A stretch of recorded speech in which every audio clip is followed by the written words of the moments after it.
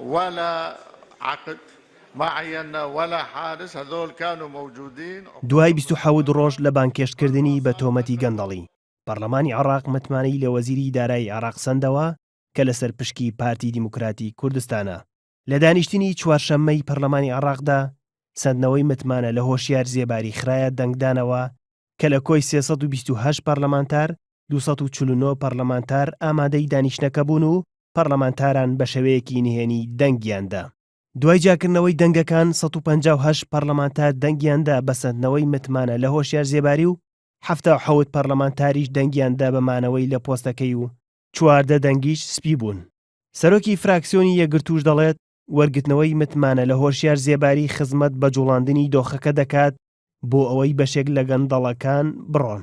ئێمە قەناعەتمان وایە ئەم وڵاتە بەبێ ئەوەی کە چاودێری پەرلەمان کارا بکرێت لەسەر وەزیرەکان ئەم گەندەڵیانەی کە هەیە و هەمومان ئاعترافی پێکەین کۆتایی پێ نایە. هەرچی جونگەکانی وەزارەتەکانی عێراق پڕێتی لە گەندەڵی و لە کارەسات. ئێمە چۆنەکرێت بێدەنگ بین لەوەی ئەمە کوردە وازی لێبێنە، ئەمەیان سونەیە وازی لێبێنە، ئەمە شیعەیە وازی لێبێنە، ئەمە لە حیزبی خۆمانە وازی لێبێنە، ئەمە پەکخستنی پەرلەمانە هەر بەو نەریتێکە لە کوردستان هەیە. ئێمە ڕازی نابین بۆی پەرلەمانی عێراق پەک بکرێت تا ئێمە ئەندام بین.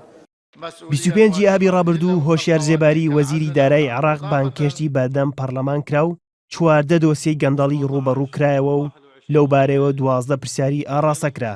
زێبارەیش وەڵامی پرسیارەکانی دایەوە، بەڵام لە دانیشتنی 27 ئابدا بە زۆرینەی دەنگی پەرلەمانتاران وەڵامەکانی ڕەت کرایەوە.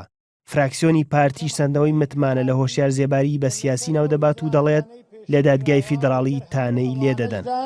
ئیدارەی جەلسەی ئەنجومەنی نوێنەرانی عێراقی ئەمڕۆ بە پێچەوانەی بنەماکانی دەستوری عێراقی و یاسا کارپێکراوەکان و پەیڕەوی ناوخۆی پەرلەمان هەڵسان بە ڕێگای نهێنی بە اقتراعی سڕی دووبارە دەنگ بدرێتەوە بۆ سەحبی ثیقا و ئەوەی کرا ئێمە لەلایەن دادگای ئیتیحادی عێراقیەوە تاعنی لێدەدەین وەکو کوتلە.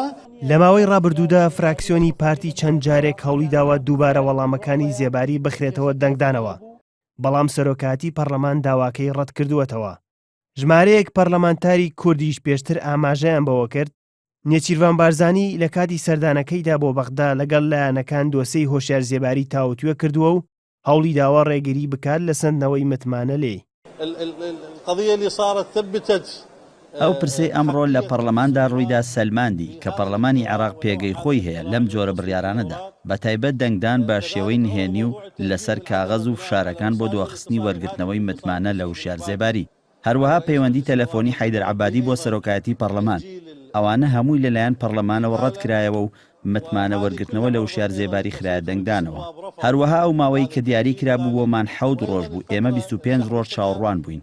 50 واژوو پێویست بوو بۆ ئەوەی متمانە وەرگرتنەوەکە بخرێتە کاری پەرلەمانەوە. ئێمە زیاتر لە 100 واژوومان کۆ کردەوە، بۆیە هەموو ڕێوشوێنەکان بە پێی یاسا مامەڵەی لەگەڵدا کراوە.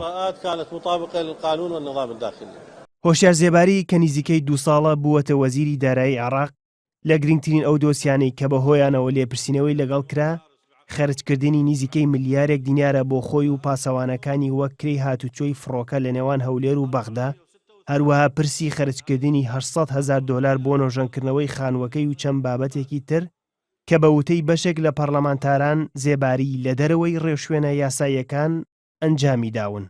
سەرهەنگ ئیسماعیل، NRT.